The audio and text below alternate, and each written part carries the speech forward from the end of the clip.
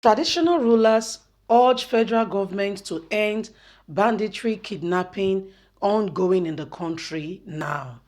I'm surprised that it's just daybreak.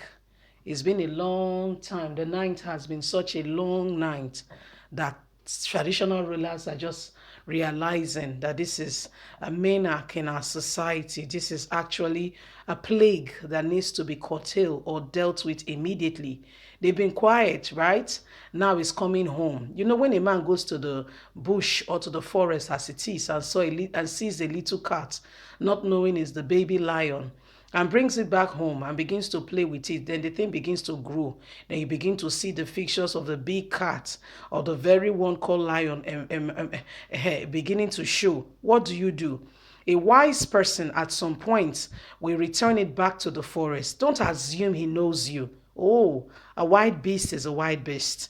If you're not careful, will be the one to end your life. That is what people that are supposed to be speaking, that are not doing it, that is what they are doing, breeding the lion for eventual consumption. Please don't forget to give us a thumbs up, subscribe if this is your first time. Thank you so much. Traditional rulers urge federal governments to stop banditry kidnapping now.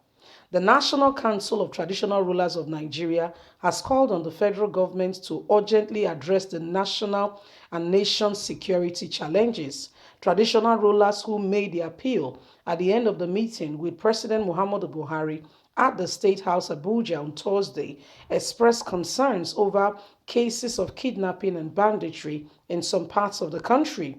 The Esio Lope Halaji Yahaya Abubakar, who spoke on behalf of the traditional leaders and rulers, said their meeting with the president helped on the needs of the government to urgently curb the monarch. He said, we gathered ourselves and feel that yes, there is need for us to come and let the president know that the situation is very hard on our people and there is need to urgently do something, take steps immediately to curtail this evil that was facing us in our society. According to Abubakar, the royal fathers have decided to go back to the tradition of identifying visitors in their domain and also share intelligence with security agencies so as to help with the situation. He also said they offer to help the government address the problem by sharing intelligence with security agencies. He said, we commiserate with the president on the current happening, especially banditry activities, kidnapping, killing, and destruction of lives and property across the country.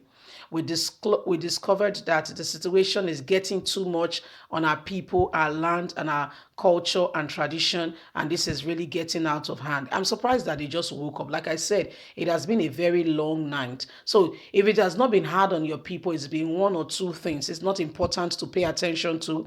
Guys, have you listened to the news from, let's say, we like using these two big countries, okay, because Nigeria kind of mirrored their democracy, although not totally, but to an extent, from either the UK or the US. The UK is where we got our whatever from, okay? We was our colonial masters, where we got our freedom. 1960, we became a country, so to say. So what am I talking about? You see a case of one person and you see the way they will amplify it. People, they will have discussions. People will be held responsible. They will have to look into it. What could have been done? Who failed? What failed? Things will be done seriously, decently, and squarely. But what do we have in Nigeria? If it is not in the hundreds, it's a small matter now. Can you imagine? He said it's not hard on our people. What do you mean? Hard on your people as how? Do you know what is happening in this country daily? You guys are wicked. When you're supposed to speak, you keep quiet. What are they even talking about that they are coming to meet Buhari? Do you know in the north, Ganduje's very own assistant, when they kidnapped the girls at Zamfara State, and he spoke and said, no, Buhari has failed. APC, DSS put him in prison. It was not a small torture, to mention but a few. Let's continue. So we feel as traditional leaders, we are close to our people and we know what is happening to them. So we narrated stories of the banditry and other crimes to the president, and as we see it in our domain, we request that the president should consider consider when he should take actions. Can you imagine? They are still begging him. Consider and put us in a portion whereby we can directly or indirectly help the situation so as to curtail these excessive insecurity activities ongoing.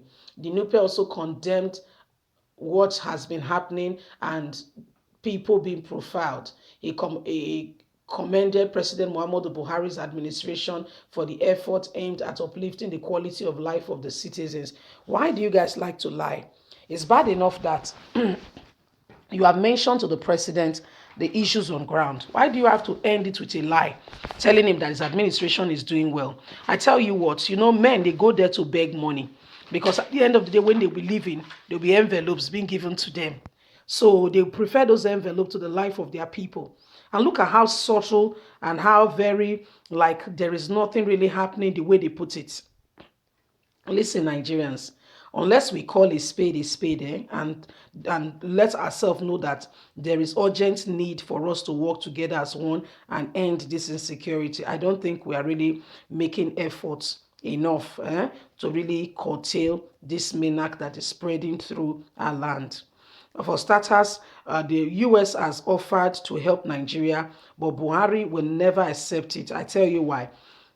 They say when the breeze blow, what happened to the anus of the cock? You understand, Abi? Because many waters will go under the bridge. A lot of things will happen, and they don't want that to happen.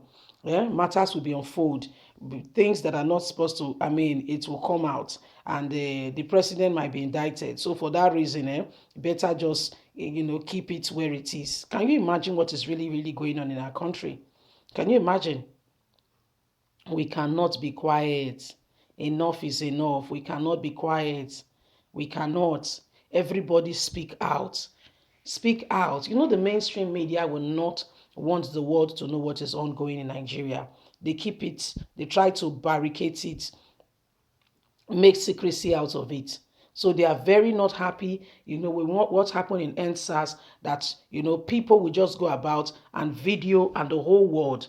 Today the world is a global village. What they used to do and hide, conceal, genocides they used to commit, and evil atrocities is no longer business as usual. Oh yes, times have changed.